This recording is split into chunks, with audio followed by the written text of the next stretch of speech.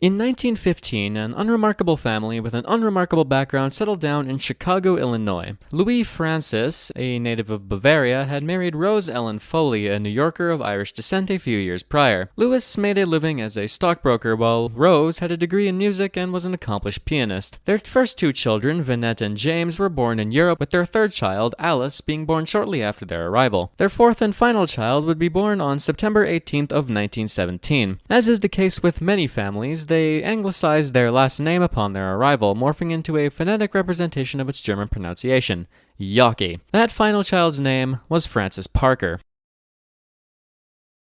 Francis Parker Yockey started his life fairly simply, as is the case with most, literal children. With a firmly upper-middle-class upbringing, very few signs in his youth pointed to his future of inventing racism too and becoming America's first gamer president. It's implied that his mother held some degree of right-wing sentiments, but nothing major or particularly out of the ordinary for the time. By all accounts, he was incredibly intelligent, breezing through grade school and picking up piano from his mother at a very young age, becoming extremely proficient in it. Tragically, he would get into a car accident in the late 20s or early 30s, I don't know, it's not specific, that damaged his hand to the point that his hopes of becoming a concert pianist died instantaneously. In 1932, the family would move to Ludington in Michigan. He had the brains to get into basically any college he wanted, and this showed with him jumping around a lot for a decade. His original plan was med school, which he started and then stopped, likely because of that fucked up hand. He began at U of Michigan, then spent a year at U of Chicago, another 2 years at Georgetown University, then fucking off across the country to finish his undergrad at U of Arizona. He settled on law school after this, first attending Northwestern University, then DePaul University, then finishing his law degree at Notre Dame University in 1941. Oh, to have grown up in a time without asinine tuition. He would crush the bar exam with little difficulty because, as I said, he was a smart cookie, and he began his legal career on the circuit court in Mason County, Michigan in late 1941. He was also a bit of a shitposter, and he was known for playing communist songs on the piano at Michigan U, one time at a party hosted by the dean of the university. He got in shit. I wonder why. He likely wasn't actually a communist, he just tended to piss people off because he found it funny. Anyways, he showed his drift very early on, gradually becoming more and more attracted to the world of the extreme right. Where he differs from many of his contemporaries is that he didn't really give a fuck about politics, preferring to take the role of the ideologue and the theorist. His first real introduction to the broader world of the extreme right came in 1938, when his essay, The Tragedy of Youth, was published in Father Charles Coughlin's magazine Social Justice. It was quite traditional writing by rightist standards, very anti-communist, pro-Germany, anti-war, etc. He also leaned heavily into Catholic social doctrine, and many of the themes he discusses are prototype forms of ideas that he will elaborate on later in his life. He continued in 1939, speaking at a Silver Legion rally and working pretty closely with the German-American Bund. He was apparently regarded as a good speaker amongst the American right, although in the future he would largely disavow public speaking outside of gatherings in the United States. In 1940, he wrote another essay, this one called Life as an Art. This essay was honestly a beta version of his later work, touching on ideas of how Western culture was in its terminal stage, certain enemies were strangling it, and the solution was an empire. This would be the showcase of the heavy influence a certain Oswald Spengler would have on him. The overarching theme of that particular fellow was the absolute state of the West, along with rather unique interpretations of culture as an organism and history as playing out in cycles. I won't go into extreme detail about him because, let's be real, Yockey is just Spengler, but comically racist. If you can wrap your head around Yockey's ideas, you sure as shit can understand Spengler. Just note that Spengler is important in the develop of Yockey's beliefs. He comes up a lot later. In 1942, he joined the US Army, which may be surprising considering the anti-war thing I mentioned about a paragraph ago. However, he almost immediately went AWOL that same year to help out a bunch of German spies that had landed in the country. All of the spies got arrested though, so he returned to his unit and then either faked a mental illness, or actually developed one, to get booted in 1943.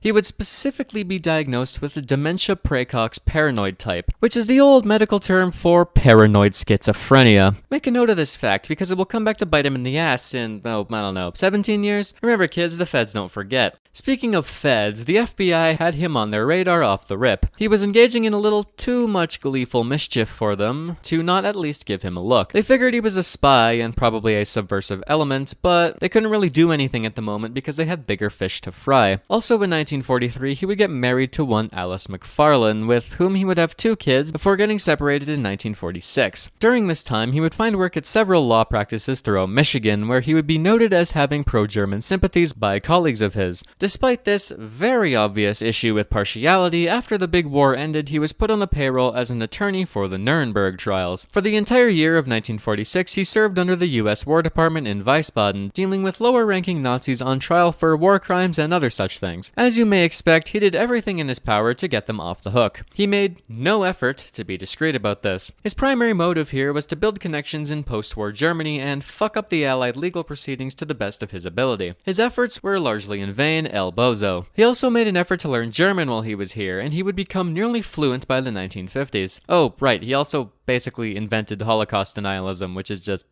yeah. In November of 46, he lost his job. Surprisingly, not because he was helping the fucking Nazis, but rather because he continued to just leave every now and then to meet some Nazi figures or gallivant around Europe. By now, the FBI had him on their naughty person list because they did actually care about him helping literal fucking Nazis, and they started assembling a file on the guy that would grow to be incredibly large. They couldn't make any moves just yet, but their time will come. Despite this intrigue, he would remain in the army in some capacity until 1951, stationed in Germany as part of the Red Cross, putting that, 1 year of med school to good use. After his sacking and his separation, he decided to go on a mental health journey, a spiritual detox, if you will, to fucking Ireland of all places. I suppose it beats, backpacking through Afghanistan, but he had his bubble tea and his off-white wool sweater, so he was chillin'. In 1947, he arrived in Britis Bay, sat his ass down in an isolated cottage, and began to write. It would be all of his thoughts about the state of things bound up in one neat little book. His essays and his encounters with other rightist figures in the past would all coalesce. Under the pseudonym Ulrich Varang, in just 6 months, without notes, he would produce a remarkable piece of human productivity. This was, of course, Imperium, the philosophy and history of politics. Imperium is a monolithic text. It's 600 fucking pages and can come across as quite confusing. He also talks like the Skaven at some points, which I find kinda funny. Anyways, for the people who have places to be, I'll TLDR it real quick, then for the people who still have an attention span in this day and age, I am aware of the hypocrisy, I'll go into more depth. The SparkNotes version conveys a couple essential ideas about history and culture. High cultures, or supercultures, act like an organism in their function. These high cultures exist in a historical cycle of rise, golden age, stagnation, and fall. Yockey posits that the Western/European high culture is in its fall stage, brought on by materialism and rationalism, and worsened by a malicious campaign conducted by culture-distorting forces. The only way to save the West, in his eyes, is to unify it under a single, centralized authoritarian superstate which could revitalize Western culture and bring it back from the brink. The titular imperium, if you will. The entire text is written from a radically anti-materialist and anti-rationalist perspective.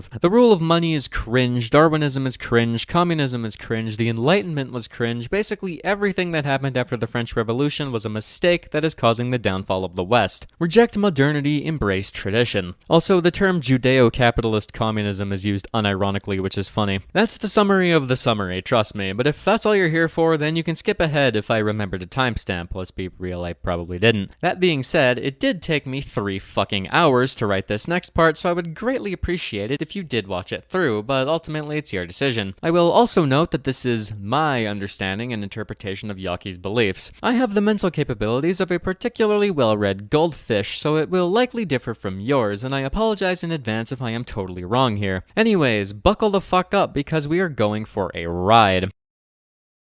First things first, what even is a high culture? It sounds complicated, but it really isn't. From a Spenglerian point of view, culture is the highest form of life. A high culture is a sort of spiritual union of individual cultures held together by the forces of history that they all share. These supercultures, in turn, represent the collective identity, values, and artistic expression of all that fall under its roof. Europe, or the Western superculture, is argued as the most recent of these supercultures to reach this level of maturity. It will be commonly described as an organism, which is a very good metaphor, so I am going to steal it because I lack creativity. Imagine a superculture like a person. A person is made up of many constituent organs and cells, each individually different in size, shape, and function, but all required to make the larger organism actually work. These organs and cells, in turn, are made up of even smaller structures that each have their own place in the whole. As humans get older, they accumulate more knowledge and experiences, completing whatever tasks they set out to do, and undergoing a natural cycle of birth, life, and death. Cultures function the same way. They act as a living, breathing thing that grows and evolves through the march of history. It lives, creates, and dies as any other organism would, and the individual peoples that compose this culture give it strength through their actions and spirit. In this way, culture almost becomes an idea, a mythical force that ties people together and imbues people with the spirit of the age.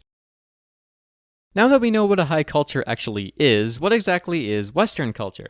Or, I guess the better way to put this is, who falls under the Western category? This is where it gets a little complicated, but the easiest way to describe it is as anyone who possesses the Western soul. This will make more sense in a minute. But generally, in the most traditional terms, the West is Europe, sans Russia, and all those in the Americas and the far-flung reaches of the world who identify with the Western supercultural organism. You can be Polish, English, Greek, Swedish, Australian, Canadian, etc., but as long as you possess the spirit, soul, and ideals of the West, then you have a place in that culture. In Yockey's eyes, Europe remains the true fatherland regardless of physical distance. In this sense, your mother culture is almost a state of being rather than a literal, quantifiable thing. But wait, I hear you ask, what is the spirit of the West? Just weren't gonna bring that up? You fucking suck. Shut up, I'm getting to it. It's a bit odd to describe. The spirit of a culture is a set of broad, almost esoteric ideals that a culture has historically upheld. In the case of the West, this is represented by concepts like duty, authority, anti-materialism, collective effort, and strength of will. It also generally manifests as an inherent drive towards conquest and imperialism. The term zeitgeist is applicable here, and what one would consider symbolic of a given culture during a given time period will generally tend to define a culture's spirit. This spirit is instinctual, and in theory, any true son of the West would understand these concepts fully without even needing to have an intellectual grasp of them. This spirit also comes with an almost fatalistic idea of people having missions that the forces of history and culture guide them towards. In theory, every man and woman on Earth has an ingrained and impulsive drive towards their destiny, so to speak, and more often than not, this destiny manifests as assisting in the life of their higher culture. If anything, think of it as the ideals that the members of a culture are theoretically supposed to strive towards with all of their strength. Alright, with the technical stuff out of the way, we can get to the wacky shit that y'all are actually here for. I think it's important to talk about Yockey's views on race, because he makes a point to bring it up. For starters, Yockey believed that race and culture are fundamentally different but related concepts. The traditional idea of race generally revolves around things like skin color, skull measurements, hair and eye color, and other pedantic shit like that. Yockey instead viewed race as a wholly subjective idea representing the baser instincts of a person and the groups that they belong to. Your race is essentially a marker of your strength of will and ability to hear destiny's call, so to speak. It relates much more to the concept of spirit that I talked about earlier than it does to physical characteristics. True race is tied to the land, not genetics, and one's race represents their place in the flow of history. And much like culture, it is subject to change and growth throughout history. As race represents the spiritual characteristics of a people, and these characteristics change over time, one can say that the races of today are far different from the races of the past. For these reasons, it is not necessarily meant to be categorized because true race only exists in the realm of the spiritual. Trying to separate people on the basis of skin color is utterly pointless, as in the grand scheme of things, race as a biological concept is irrelevant compared to race as a spiritual and historical phenomenon. This belief manifests through vertical and horizontal race. Vertical race refers to your traditional adjective supremacist's view, i.e. one Superman people on top, then everyone else in kind of a pyramid. It is a purely anatomical byproduct of rationalism attempting to brute force unnatural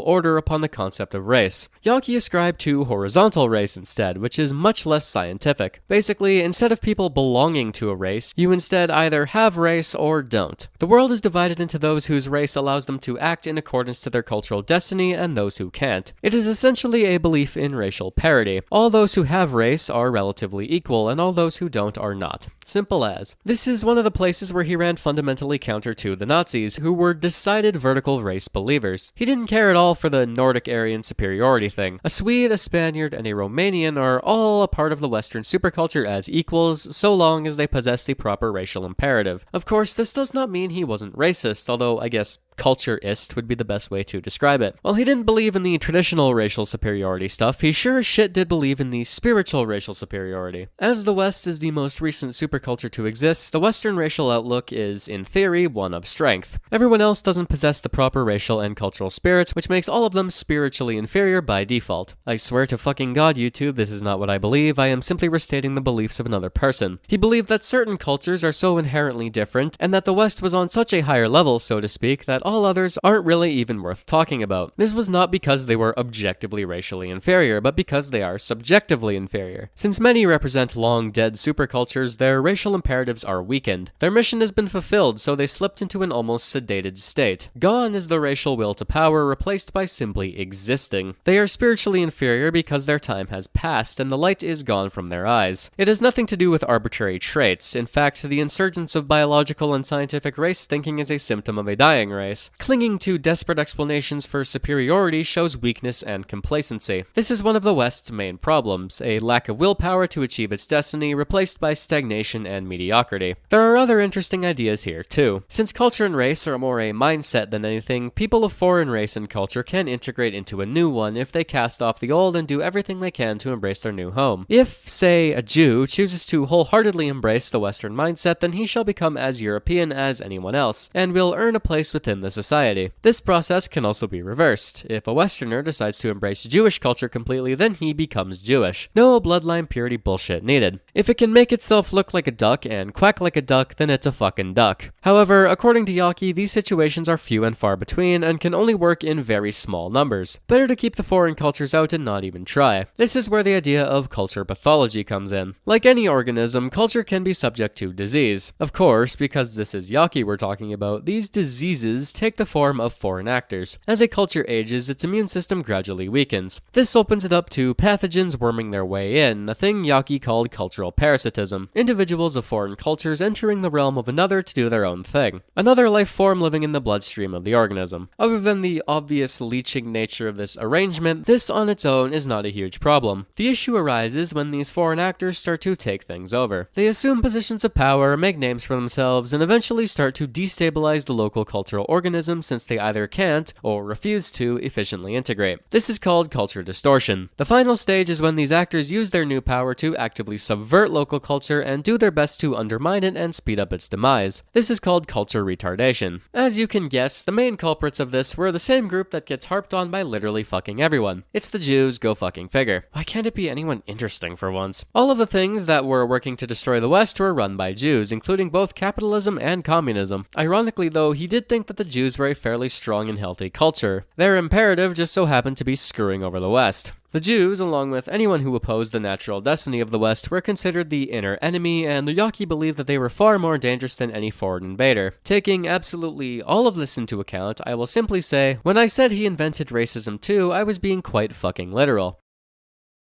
The final aspect of supercultural organisms that is a central focus of Spengler and Yockey is that cultures exist in a cyclical interpretation of history. Essentially, history is defined by these supercultures. They all develop separately and at different speeds, but all of them follow an identical cycle of birth, life, and death. Continuing with the organism analogy, the life cycles of cultures can be divided into epochs, or ages, with each representing both quantifiable time periods and different cultural spirits. Certain events can be pointed to as being directly responsible for the arrival of a new stage of the cultural life cycle. And for each stage, a new cultural spirit takes over until it too is replaced. At the earliest stages of a culture's life, it is young and fiery, like a toddler. It exists to find its place in the world and cause as much damage as possible while it grows and evolves. As a culture matures, it becomes its own distinct entity, going through golden ages of art and architecture and becoming a hegemonic force, as all within are subject to the spirit of their culture driving them forward. However, as cultures rise, so too must they fall. Eventually, Ultimately, a high culture reaches its peak of artistic, aesthetic, and martial development and stagnates, eventually growing old and slowly falling into irrelevancy. During this time, as a culture approaches its ultimate stage, it will give rise to Caesarism, great men and women who adopt the imperative of their culture and work towards its true final destiny. After this cultural mission is fulfilled, it will die peacefully and be replaced by the next high culture, so that the cycle may begin anew. The most interesting point to be made here is that the decline and death of high cultures is inevitable, and it is not necessarily meant to be forestalled. Medicine and technology may prolong the life of a person, but everyone dies eventually. That being said, Spengler and Yockey were not pessimists. With the proper spirit and will, a culture can theoretically revitalize itself. It can return to its golden age through extreme force, but it won't produce anything new. Once it hits its peak, it can stay there as long as it can, but it can only go down rather than further up. Every culture experiences this cycle, from Rome and Egypt to China and the Inca. These ideas are shared between Yockey and Spengler, however, where Yockey departs is in the field of why cultures die. As I previously explained with culture pathology, Yockey believed that the main forces of cultural decline were literal physical enemies, rather than a sort of historical inevitability. With this understanding of history through the Spenglerian lens, we can now talk about how the West fits into this cycle, and to Yockey, the answer is really not good. Basically, from Yockey's point of view, the West is screwed. The current state of Western civilization is firmly in the decline and death era. Yockey traces the cause of this to, of course, materialism and rationalism, the spirit of the previous age of the West, and the one that brought the West to its knees, poisoned by capitalist greed and commercialism, Darwinian race theories, nationalism, liberalism, democracy, and Marxist ideology. The dominance of money thinking destroyed the dutiful soul in a way. The stagnation began with the Protestant Reformation, with the traditional authority of Western culture being slowly eroded by its influence. There were glimmers of artistic hope here and there, but things slowly got worse. Western culture was essentially in its 50s at this point, slowly losing its edge and no longer being the spry young civilization it once was. The arrival of the French Revolution was the straw that broke the camel's back. The West was struggling with health issues already, but decided to slice its own hand open and rub it around in the dirt. As previously discussed with culture pathology, this weakened state allowed for culture-distorting forces to work their way into the organism and cause disruptions. And then along came the United States, in many ways the complete anathema to Yockeyan thought, which proceeded to unplug the life support by putting Europe under its cultural thumb. He calls Hollywood cultural syphilis, which I find very funny, so I figured I'd just put that phrase out there. What's left of Western civilization is kinda like those 700-year-old fossilized politicians you see every now and then. Basically a walking corpse that serves as a meat puppet for the people actually in charge, in this case being the capitalist Americans. History demands that the West achieve its higher purpose and then succumb to its destined death, but the forces of capital and materialism refuse to let it, since there is still some corpse left to pillage. Furthermore, the West finds itself in a strange position. It is a dying state, surrounded on all sides by cultures in the earlier stages of their life cycles, all ambitious and wanting to make their marks on history, more than willing to put down the dying animal. Yockey believes that, unless something can be done, the West is fucked and may slide permanently into the pages of history.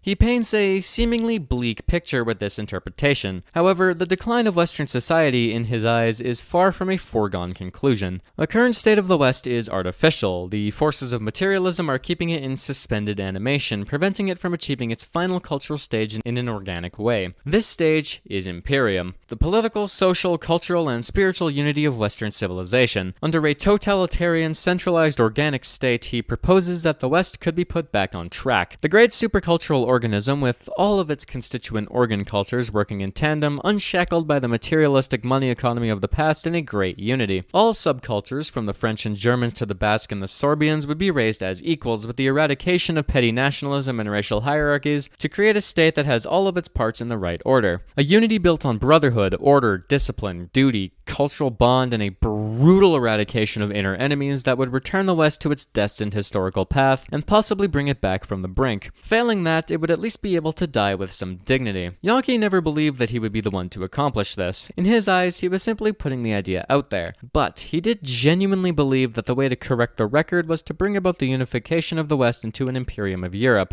a state he believed would be able to stand the test of history.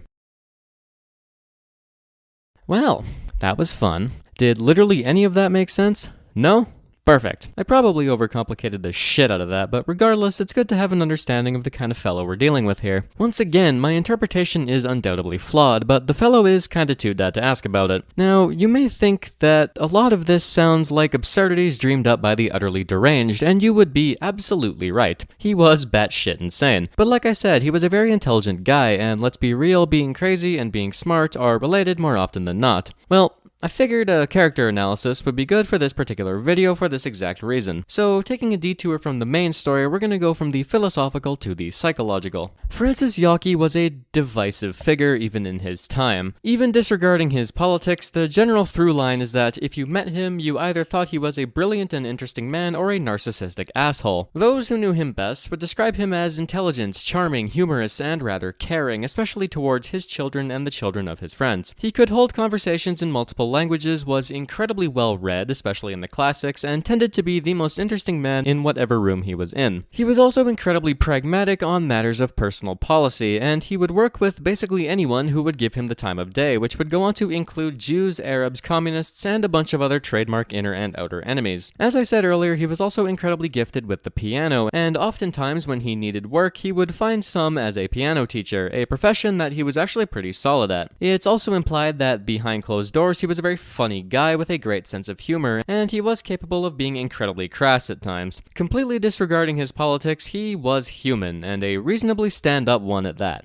Humans do, however, come with a few character flaws. For Yockey, this manifested as a complete unwillingness to acknowledge the ideas of other people as potentially valid. It was his way or the highway with very few exceptions. As a result, he would get combative when people disagreed with him, even more so if he considered the other person intellectually inferior, which was most people. Even the most minor things would get him riled up, to the point that he essentially self-sabotaged his own organization out of spite. This made it very hard for him to make friends, especially among the right. Him breaking with right-wing figures because they disagreed on things will become a very common occurrence, and this behavior made him very few allies. There is no timeline in which Yockey ever actually leads a movement because of this. He was also one of those people who molds their personality to fit whatever group they're in with at the moment. Everyone will describe him slightly differently as a result, with some having much less kind words to say than others. Many also disliked his humor, as he had a habit of shitposting at times he really shouldn't have, especially with people that he didn't like. As the 50s marched on, he also became increasingly paranoid, running around the planet with dozens of aliases to flee enemies that didn't really exist at that point. FBI doesn't have international jurisdiction after all. In general, his somewhat abrasive personality killed any popularity or momentum he could have had in the moment, largely relegating him to a footnote in most history books. He was apparently pretty good with women though, and he is implied to have been a bit of a stud. He also apparently wrote BDSM smut at one point just to make some money on the side.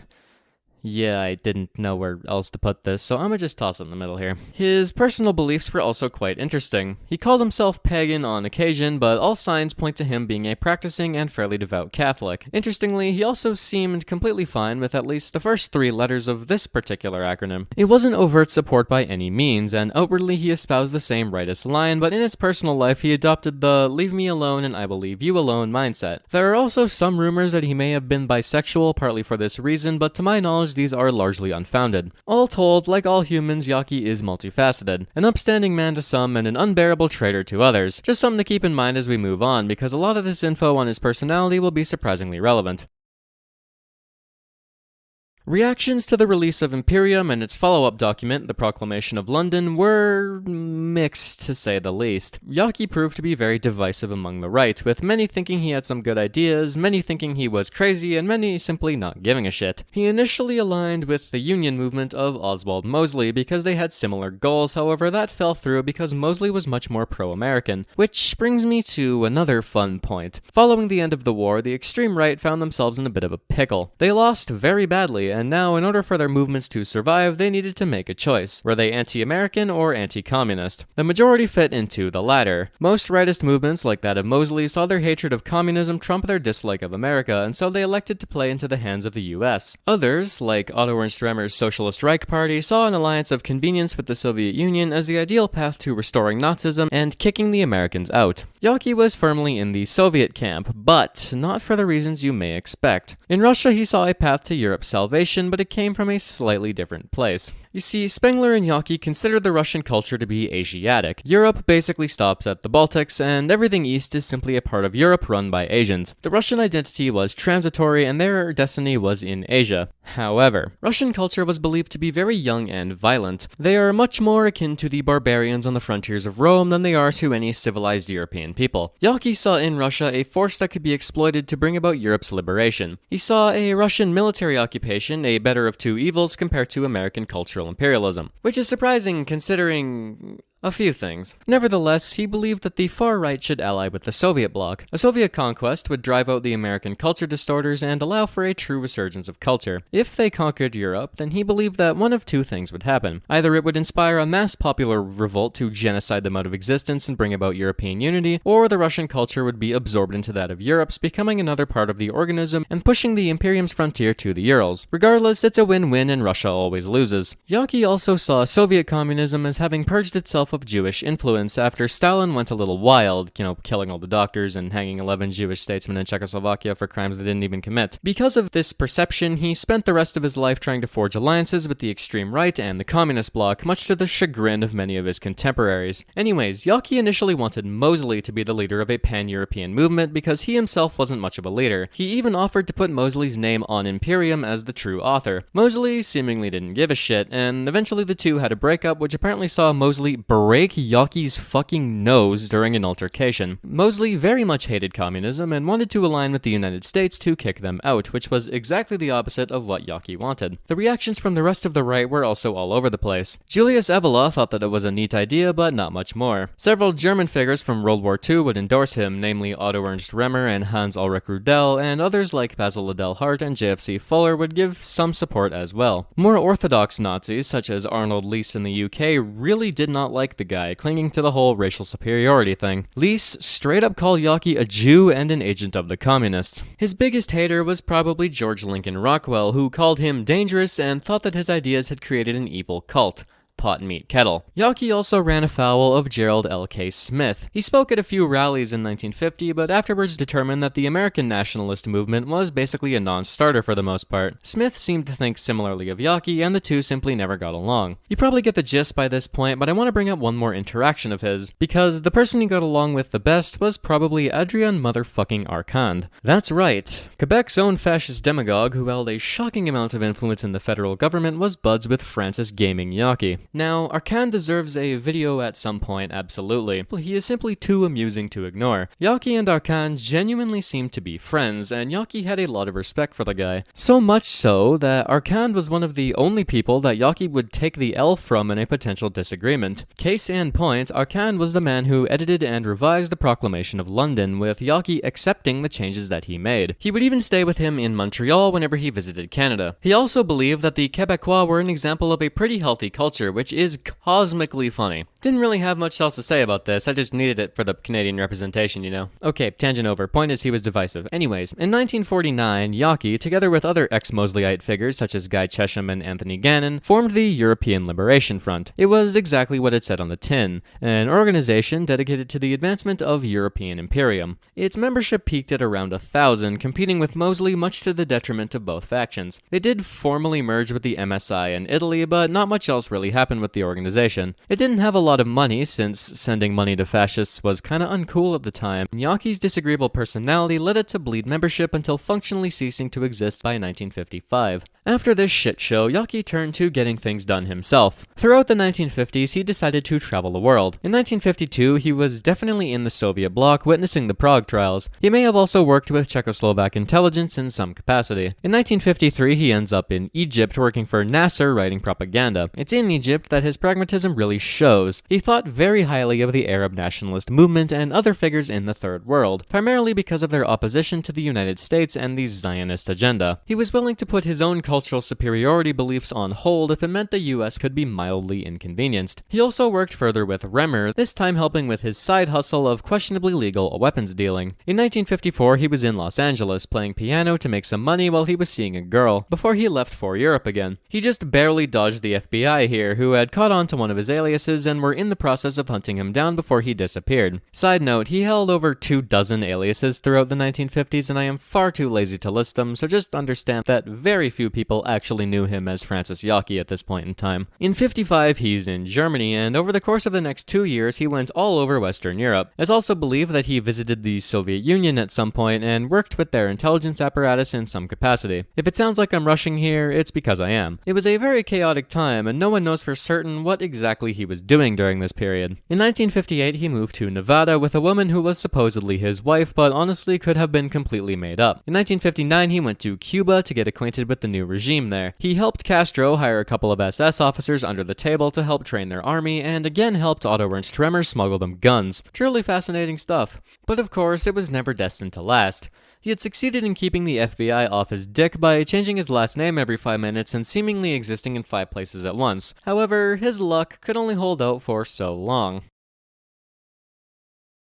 Honestly, it wasn't even his fault, but the FBI only had to get lucky once. On a flight from Washington to California, his plane had to make a stop in Dallas due to some mechanical troubles. Exact details around the following shit show are a bit sketchy, but Yockey's bag was either lost and then found by the airport staff or was pulled aside for a routine random search. Within his bag were 4 passports, all under different names. Game over. Yockey arrived in California and went to the residence of one Alexander Scharf, a fellow of notably Jewish persuasion who was letting Yockey stay with him. The FBI tracked them down and knocked on the door on June 6, 1960 to see what Scharf knew. Well, Yockey tried to book it out the back door, but one of the agents was able to grab him. Yockey proceeded to slam the agent's hand in the fucking door to try and wrench himself free, which apparently shattered the guy's hands to the point that it needed to be surgically repaired. This was enough of a distraction that the other agents were able to cut him off and arrest him. To Yockey's credit, he did apologize after realizing that he had completely fucked the guy's hand. He was tossed in jail and was set to stand trial for passport violations. The trial itself was a bit strange, all things considered. It was definitely assembled in a way to make sure that Yockey wasn't getting off. Him being booked was straight up called an issue of national security, if you were wondering. The nail in the coffin, however, was when the prosecution requested that he get a court-ordered psychological exam. I wonder what grounds they would have to request such a thing. It definitely couldn't relate to being diagnosed with paranoid schizophrenia and getting discharged from the army in 1943. No, sir. This was all the justification they needed to have him evaluated. Now, if this were any other motherfucker, this would be totally fine. Downright normal. Psychiatric examinations on the suspected insane are generally for the best. However, Yockey was not a normal fellow. Trust me, the last thing I am is sympathetic for the guy. You can't talk all that shit without at least expecting consequences from the people you are poking. That being said, for a man like Yockey, an examination was functionally a death sentence. He possessed information that the feds would kill to have access to, and any examinations he would receive would probably take the form of the funny boys in black demanding info on his connections with their boots on his neck. I can't blame the guy for being a little scared of this outcome. And with all of this context, what he did next makes a whole lot more sense. On June 17th, 1960, Francis Parker Yockey was found dead in his cell, having bit down on a cyanide pill. Nobody was ever able to figure out how he got it. You could make the argument that he was murdered, but I personally think otherwise. The 3-letter agencies would have loved to use him as a bank of information on both the far right, Cuba, and the Soviet Union, and I seriously doubt that they would just straight up murder a potential golden goose. What matters is that he was now very dead. His legacy would be continued by other figures among the far right, with Imperium being reprinted in 1962 for the first time since its original run. His ideas never really caught on in the US for fairly obvious reasons. He left a greater legacy in Europe and other places where the anti-nationalist fascism idea caught on a little more, and several political parties and organizations claim some degree of lineage from his ideas. His anti-Semitism and racism naturally also had influence, especially since he was the first major figure to deny the Holocaust and other such things. He also found a curious amount of influence in pagan movements, which surprises me more than it probably should, in all honesty. Other than that, though, he was somewhat left behind by the march of time. He is far less well known than some of the other louder far-right figures from the same time period, like Rockwell and Mosley. Although, I suppose, in a way, that was his ideal ending. Remembered but not mainstream.